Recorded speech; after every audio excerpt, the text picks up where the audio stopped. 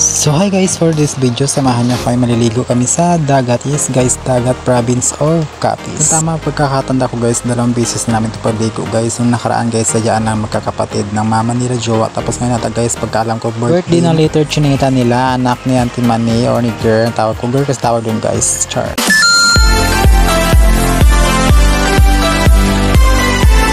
At ayun na nga guys, ito na nga ang latest of CapCut. Babae, nabubulol ako. Ito na nga tayo guys, shortcut na tayo na sa mabayan Mambusaw na kami guys. Bibili kami ng lechon manok. And then after yan guys, pupawili sila ng cake. Ano daw, ano pinagsasabi ko? Maintindihan nyo ba guys? Ang bilis kasi ng salita ko. Ito nga guys, record na tayo. Wag na tayo maglagay na kung ano pang M&M. Like mag-i-edit ka pa guys ng tawa portion. Kasi guys, mas lalong hindi intindihan yung salita. Salita ko pa naman hindi na maintindihan. So pagka naglagay pa tayo guys, mas lalong lumala. Diba guys, ang bilis ko talaga masalita. At mas natatawa pa ako dito guys kasi ang pambayad ko dito guys puro barya, pero kailan naman sabi ng cashier nila kasi yan guys, need nila ang barya. After nito guys, hindi rin kami katagal kasi bibili na rin kami ng alak sa kabilang tindahan guys. Grocery na siya pero guys, gin lang naman kami kasi syempre guys, magdadali po si jowa pa uwi. Tapos ayun na nga guys, suminto kami sa gitna ng daanan guys. May pagkalayo din guys, galing ko sa bahay nila jowa papuntang dagat province of Capiz. At ang baby samtot nila ay kasama rin namin, super mema din siya. Naghihilan sila jowa yan guys kasi ito na sinabi ko malayo. At ang pinakamaganda dito guys, dalawang way siya, so hindi min alam kung saan kaming dadaanan guys. Kung tama ako, Manama Beach itong bagong pupuntahan namin. Yung dating pinuntahan namin guys as iba din yun. Pagkaalam ko guys, hindi ko sure, pero 3 ata ang beach pwede dito guys. So isang daanan siya, pagdating siya sa dulo guys, 3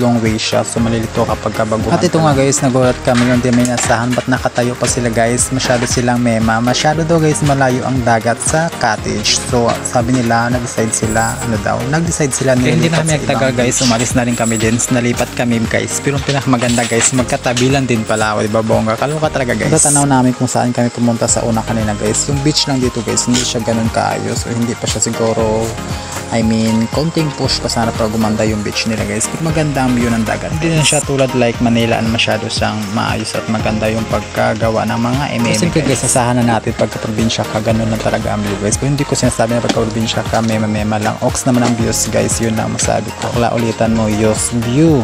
Diba bongga? At ayun na nga guys, hindi na rin nagtagal, nag-ayos at nag-prepare na din sila mother ng pagkain guys na dala nila. Ito pala guys, ganap ito birthday celebration ng little chinita nila, tulad ng sinabi ko kaya sa intro guys. Birthday ng chinita nila, Jang, anak ni Girl. Tapos mga oras na to guys, wala ito yung mami niya kasi nasa another country. Another country. Yes guys, wala kasi dito. So ang lola guys niya nag-alaga dito guys. At ayan na nga guys, makikita nyo kung yung super tambay na lang kami guys dahil nag-prepare pala ng foods. Pero guys, hindi pa nag-start, marami ng mga kamay-kamay. Siyempre guys, ganun talaga, taste muna before it. Tapos ito na nga guys, taste before it. Ito na nga guys, nagdasal na yung mama at papa ni Girl. Tanong nyo guys kung sino si Girl. Si Girl sa isa Timani na nasa Taiwan guys, wala siya dito. Yung kasi tawagan namin kasi sana naman yung kapatid ay cast daw, pero hindi ko man talaga sila relatives ni guys. Sa side ni jowa relatives sila, pero ako dahil syempre guys, makikian na rin tayo, makikiapid ba kumbaga.